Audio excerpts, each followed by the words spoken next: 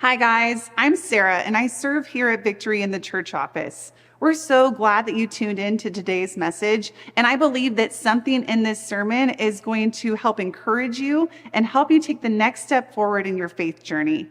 Before we get into it, make sure you subscribe to the channel so that way you never miss a video. Now let's hear from the sermon. All right, well, as you can see, we're going to be talking about Generation X, and Pastor kind of sent this out to all of us and said, hey, we have a couple of different sermon series here that you can participate in, and which one do you want? And of course, I look at Generation X, I can speak to that. So I was born in 1970, and so if you do the math, this is the year I get to order off the Denny's senior menu. So that's pretty sobering for me, because I think about being almost 55 years old and I go, I can't be. There's no way. But it's true, it's here. And the title of my sermon series is called For Such a Time as This. And Generation X, you heard Rosemary and Doug talking about just the different pressures that have been brought in this generation and what we have seen as a generation. So in here, raise your hand if you're part of the silent generation. Anybody in the silent generation here? No, don't be silent. Okay. Silent generation would be 1940, like 44. So anybody, I think there's a few of you in here. That would be the silent generation. Miss Jane, there you are. Okay, how about our baby boomers? Okay, it's all your fault. Okay, because you gave birth to the generation that I'm in Generation X. And if you're a Generation Xer, you were born in the time frame of 1965 to 1980. So if you're in that mix, you're a Gen Xer. And you heard a term that Doug used in that video and Rosemary about being a latchkey kid. And that was often a term that we heard growing up. Well, you're part of the latchkey generation. You're part of the forgotten generation. You're part of the streetlight gang. All these type of things that were identified with the Generation X Generation X caveat there. But we have a lot of things to be mindful of in our generation. I just want to share a few with you. Think about what has happened from 1965 through just 1980, and then during that time as we all grew up. In 1965, right around there, you've got the kickoff to the Vietnam War. And then you get to the end of the 60s, and you have a moon landing. And then at the end of the 60s also, you have what we call the free love era, Woodstock. That became a big push in our society. And then the 70s rolled up. And I looked back at where my birthday is. I'm a product of the Summer of Love generation, and the moon landing generation. So my parents, my mother was born in 1939, and my father was born in 1937. So they were at the tail end and kind of at the end of the silent generation, and they waited a little while to have children. And so they were married in 1960. And my sister is older. I like to make sure she knows that. She was born in 1967. I was born in 70. And so they were in their 30s when they had me, and in their late 20s with my sister. They weren't going to have children initially. My dad came from a family of 9 brothers and sisters. I think he had seen enough. And then as time went, he and my mom decided to have kids. My mom was a very successful administrative assistant. She was the assistant to Dr. Jonas Salk. And so she had a job that she was very proud of. And my dad was an aerospace engineer. He was one of the original designers of the Tomahawk cruise missile. And so they had a lot going on. And kids, having children wasn't at the forefront yet for them. But eventually they made that decision to have my sister and I, and we were placed into the Gen X generation. My mom stayed home.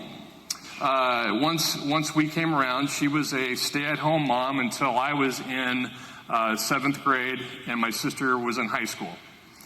And so we always had somebody at home to come home to until we got into our junior high years and high school years. And I can remember going to school at St. Paul's Lutheran in Pacific Beach. We had a bus, believe it or not. I went to school. I took the bus to school and would walk home. But when my mom went back to work, I'll never forget this day because she gave me this little tiny wallet that would go on your shoe. And it was like a little Ripper wallet, and you tucked underneath your shoelaces, and that's where we put our key. I needed to get into the house. And so after I got off the school bus, I'd take that key, and that's your latch key. So I have a personal identification with that term. And then you'd go in and you'd do whatever. I had that classic upbringing of doing a lot as a kid. I was outside a lot. My parents didn't allow us to be inside. They said, go out, enjoy, get on your bikes, and ride. So I took that literally. This is a story that Pastor Tim cracks up because I think about the stuff that I did as a kid. I can't believe I'm still here. And so at one time, my friend Jason and I lived across the street. His parents were at work. My parents were at work. And we decided to take our bikes out.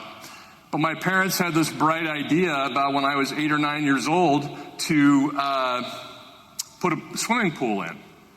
So they put this big hole in the backyard with water in it, and you get a creative mind like mine and my friend Jason, and we have our bikes, and we sat there and went, getting on the roof with our bicycles and seeing if we could drive off the roof into the swimming pool. Do you think we could do that? It can be done. And I think about that, where we would jump our bikes off the roof into the swimming pool. And when I tell that story, and I think Pastor Tim said it first, was, where are the parents? And I'm thinking about if my dad had known that at the time, I don't think the death in the swimming pool was going to do it for me. It was going to be him. I mean, it was just the things that we did back then because we didn't have the parents necessarily in the home all the time. They were working. Gen X was our parents were both working. There's a couple other things to think about too. This was also the generation at the cusp of technology. I still, as a kid, remember, and many of you in here remember, we had to answer the phone with a cord on the wall. We had to dial the phone in a rotary fashion. We had, in order to look something up, we had to go to the shelf and get an encyclopedia to find out information. Well, we know as time went, the information age took off really, really fast. So we were able to see some of these developments that came through our generation. A lot of the developments were done by baby boomers, but we were the recipients of it, and we had to deal with it. And I think that's the thing that this generation of Generation X, think about the things that you have seen. Think about the things that you have experienced. It's crazy. I think about what the kids these days have to contend with and what they deal with, but actually taking a step back and realizing we had to deal with coming out of a war. We also had what was introduced to us was the AIDS epidemic. And then one thing I will always remember being either in late middle school or early on in high school, we had our first mass shooting tragedy. It happened here in our own town and out in San Ysidro. at the McDonald's.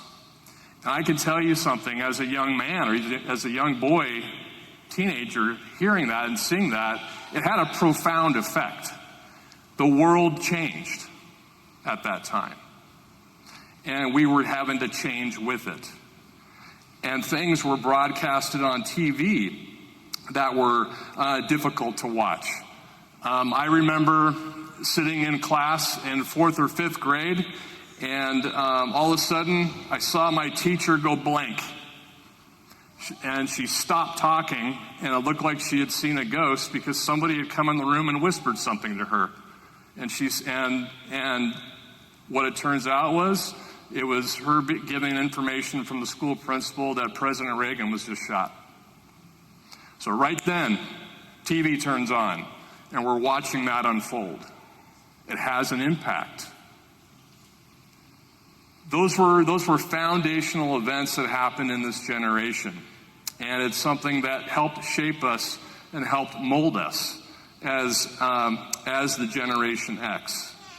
So that's why I always find it interesting when they talk about us being the forgotten generation, because so much happened in this period of time. We were able to carve out an identity.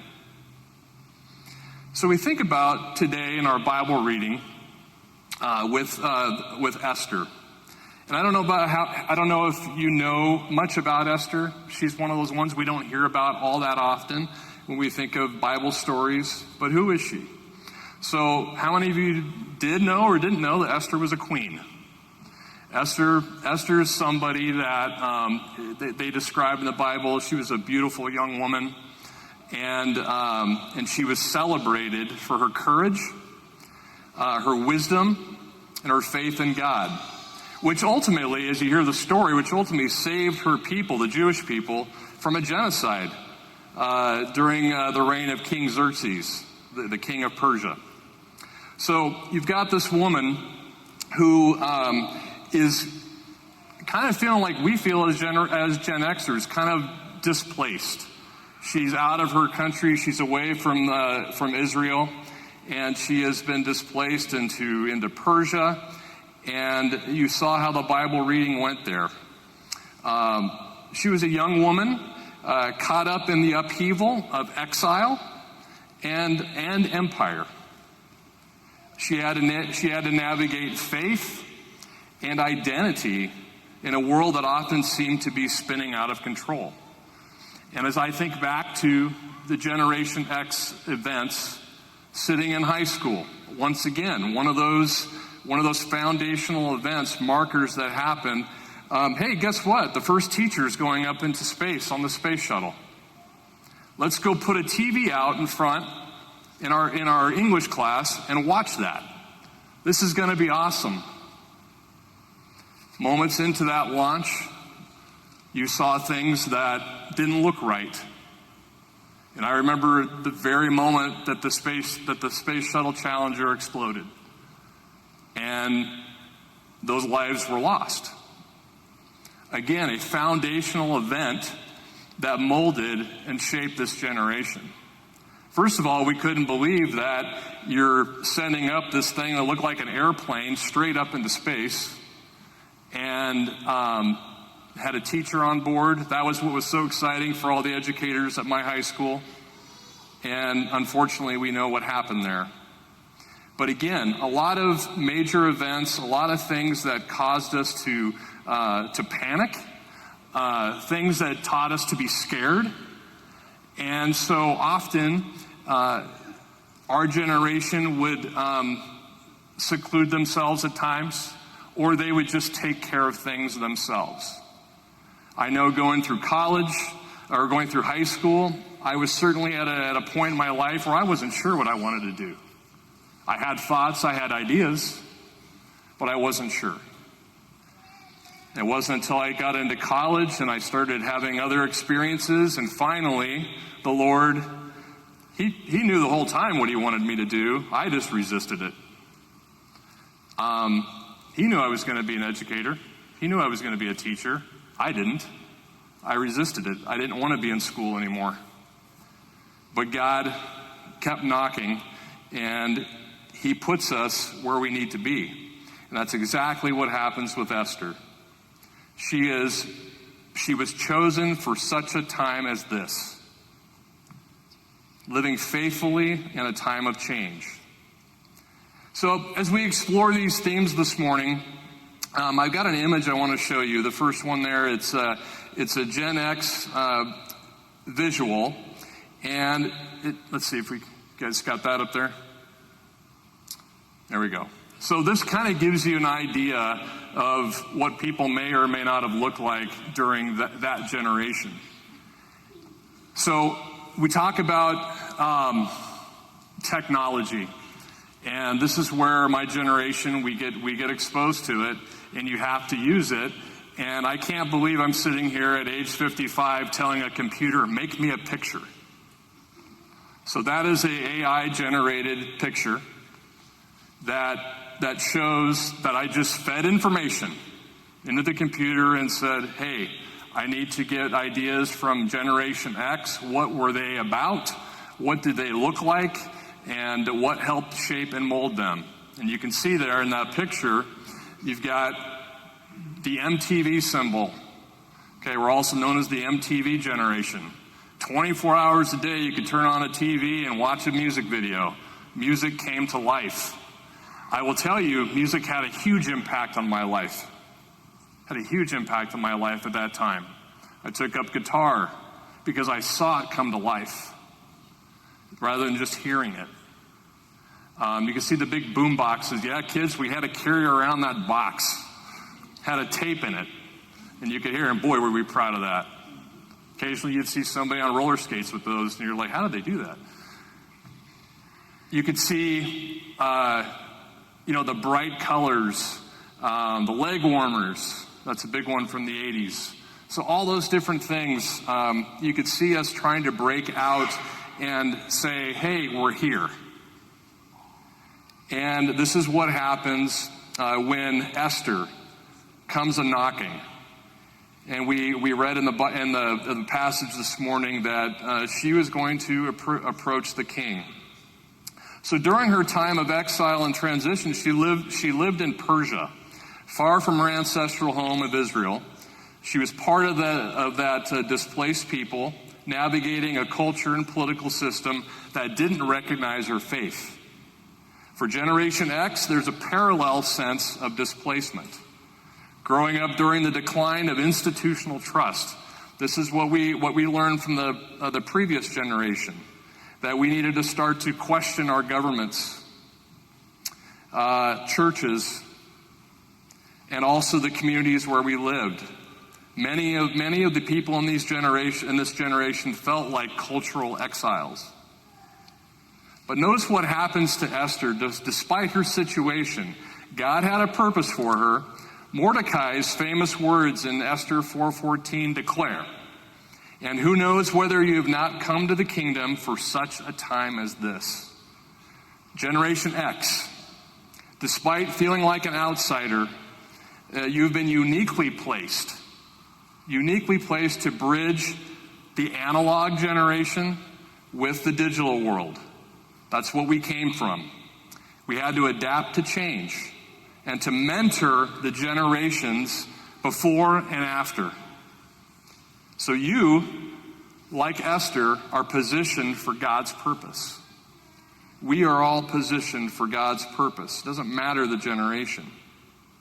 So as you reflect on go ahead and put the next picture up. You could see this next picture of this generation. You could see a mix of cultural symbols like the cassette tapes, early video game consoles, Cold War imagery, all those things that were given to us as a generation. We had to make sense of it. We saw a generation that navigated through this rapidly. I remember turning on the TV as a 13, 14, I was probably 14, 15-year-old, and all of a sudden you saw in a room all these stars and all these addition of musical talent in a room singing a song called We Are the World. And this was called USA for Africa. Because we learned that over in Africa, there are people starving and dying. But as a kid, we didn't know. We had no clue. And it wasn't until that was brought to light by Bob Geldof, and he put it in front of our faces. About 6 months after that, a huge concert called Live Aid came about. It changed my life. Watching Live Aid changed my life. It was because of the passion for the people that needed it, that needed food. Our generation it feels too. I'm sorry. Just got the image in my mind. But this generation that we had so much coming at us, so much despair, but yet we challenged each other in our generation to rise up and remember that we have to learn from the mistakes in the past, correct what's happening now, and move forward to the future and try our best to give the next generation a leg up. And so that's something that Esther was trying to do for herself and for her people.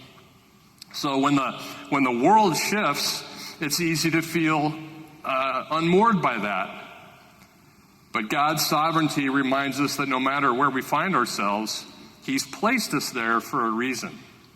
So Generation X, with its resilience and adaptability, we have the opportunity to be a steadying presence and a voice of faith in the storms of change. Esther's story takes a pivotal turn when Mordecai challenges her to intervene with the king to save her people. Esther hesitates, knowing the risks that were involved. Approaching the king without an invitation or an appointment could be punishable by death. But after prayer and fasting, she courageously declares, "If I perish, I perish." I said this in the first service, that when I hear those words, I perish, it takes me to the movie Rocky IV. And it's Dolph Lundgren, the tall Russian boxer, beating on Sylvester Stallone. And he looks into the camera, and actually it was Apollo Creed. And he's like, if he dies, he dies. And that was what it shot me back into. It's that generation we come from.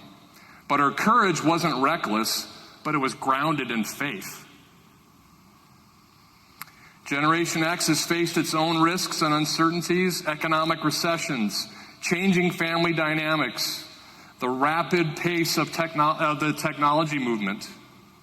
Sometimes I wonder if it was too fast. Sometimes I wonder if we should have had some of those things at all.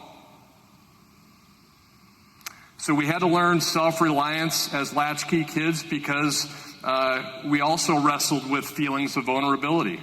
We weren't sure what was next. We weren't sure what the next disaster was going to be and how are we going to be prepared for it. But Esther's story reminds us that courage is not about having no fear, but about trusting God in the midst of it. The images of Generation X, the youth dressed in bright 80s fashion, you can put up the next picture, carrying boom boxes and navigating the early days of the internet, speak at a time of resilience. These depictions capture both the nostalgia and the challenges of a generation that had to adapt to uncertainty. So like Esther, they remind us that courage is grounded in faith and purpose. So it brings me to the next question. What is God calling you to do that requires courage? For Generation X, this might mean speaking the truth in love in a polarized culture, mentoring a younger generation, or standing firm in faith when the world pushes compromise. And that's hard for a Christian. That's hard for us to hear. Because, you know what, as Christians, there's some things in life we shouldn't compromise on. And being firm and being grounded in your faith is important for that. So when the world pushes compromise, we have to be strong. We do what the Bible says. We take Esther's example of courage to step boldly into God's calling, knowing he goes before us. So those are some things to think about as being a faithful witness in a shifting world. Esther's ultimate act of faith was not just about saving her people, but it was about being a witness to God's providence. Though God's name is never mentioned in the book of Esther, his hand is evident throughout it. Esther's faithfulness allowed God's purposes to unfold. And as we look at the text of Esther, Dr. Gherkin read it earlier. You could see what unfolded there. She said, we're not going to eat or drink for 3 days, night or day. I will fast too as a young woman. And then I'm going to go to the king, though it is against the law. And if I perish, I perish. Then Mordecai went away and did everything as Esther had ordered him to. So Gen X, you too. We have the opportunity to be faithful witnesses in our communities. We've lived through seismic cultural shifts. We've been equipped in our generation to navigate complexity and change, but change with grace. Our experience can inspire others to hold fast to Christ in a world that often seems untethered. Go ahead and put the next picture up. So in this picture, this collage, it depicts the symbols of Gen X, the moon landing, the computers, the early fall of the Berlin Wall. Serves as a reminder of how cultural moments can shape a faithful witness. Like Esther, Generation X has been called to be a light in their unique time and place. We've been called to be a light. I think that's the answer. We may not be the cleanest generation. We might be that generation that might be a little rigid. I know that, at times I feel like I'm that get off my lawn kind of guy, because I want things the way they need to be. But we have an opportunity in this generation, even though maybe by society we seem that we're forgotten. We're not forgotten in God's eyes. God's called us. He's enlightened us. And he's given us this opportunity as a generation to train the next. And I think about this next generation, being an educator. And I could talk to the room full of educators that are in here. About 5 years ago, education changed. It changed for good, in the sense of it was never going back to the way it was. When the pandemic hit, it caused us all to shift. The paradigm shifted. And we had to relearn. We had to go back and figure out how are we going to reach this next generation. That generation was shut off for 4 months, initially, with COVID. And then, we at our school, at Victory, we were able to come back after 3 or 4 months. But there were kids that were kept out of schools for over a year. The damage was done. And so it is our job. It is my job. It is your job as Gen X to help shape and to help mold and to witness to this generation that so desperately needs to know there's a God that loves them. Teaching math, teaching science, teaching all those different things, there will always be a time and a place for that. But there may not always be a time and a place to give them the everlasting peace of Christ. That's the calling that I have. That's the calling I have as a Gen Xer. And that's the calling you all have as well. So, dear friends, Esther's story reminds us that God works through ordinary people in extraordinary ways. Generation X, you're not forgotten or overlooked. You've been uniquely placed in history to serve God and your neighbor in ways that no other generation can. Like Esther, you're called to live with courage, to trust in God's providence, and to be faithful witnesses in a world that desperately needs hope. So let us go forth today with the reminder that we too have been placed here for such a time as this. May we, like Esther, walk boldly in faith, trusting that God's plans are good and his purposes will prevail.